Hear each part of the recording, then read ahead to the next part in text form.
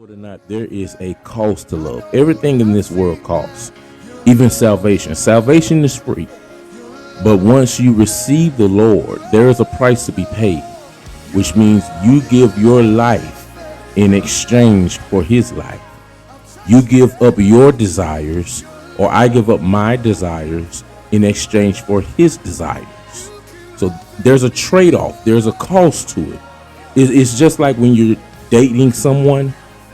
That love for that person, or that love that that person has for you, it comes with a cost. You're going to invest something into that individual. If it's your time, your talent, your money, your wisdom, what your energy, you're going to invest in a person that you love. Whether you believe it or not, that love is a form of cost. So the Lord was dealing with me on that, and I want to go to Romans chapter 5, verse number 8. Romans 5 and 8 reads, it says, "But God commandeth his love toward us, in that while we were yet sinners, Christ died for us." It goes back to what I was saying about never giving up. If you watched the replay, there was a part of it in it what I was saying that God knew us even when we didn't know Him. He loved us even when we didn't love Him. He adored us even when we didn't adore Him. So much so that He was willing, even though He had all power, even though He had all glory, He was willing to humble Himself, come in the form of a man, put a cross on His back, the Bible said He gave His back to the smiters, which means He allowed His back to be whooped to the point where it was busted open. Crown of thorns jammed into His head, whipped in the back, whipped in the front, whipped all over.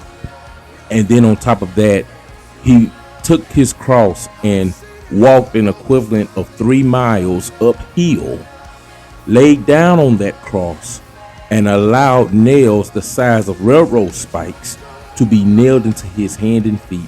And He laid there on that cross, bleeding and dying for you and I. Now, He could have got off that cross at any time. He could have said, "Hey, this isn't worth it. I'm almighty.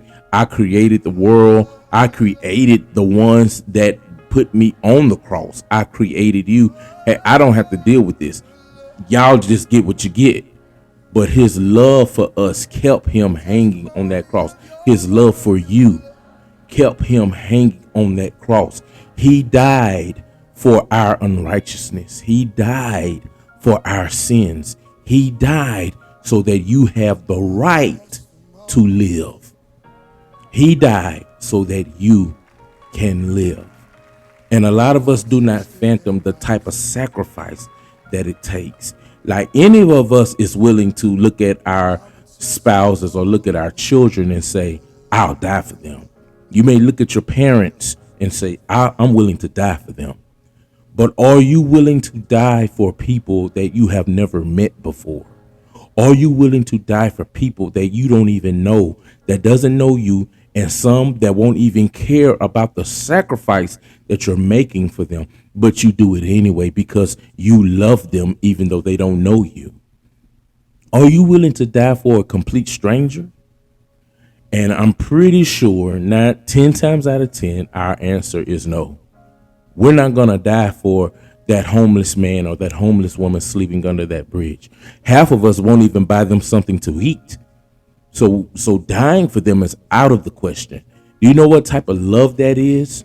Do you know what type of love it is to love somebody that curses you? Love somebody that spits in your face. Love somebody that does you wrong over and over and over and over again with no remorse. To love somebody to the point where you are willing to go that extra mile for them when they're not even willing to walk 2 feet for you. That's the type of love that He has for us.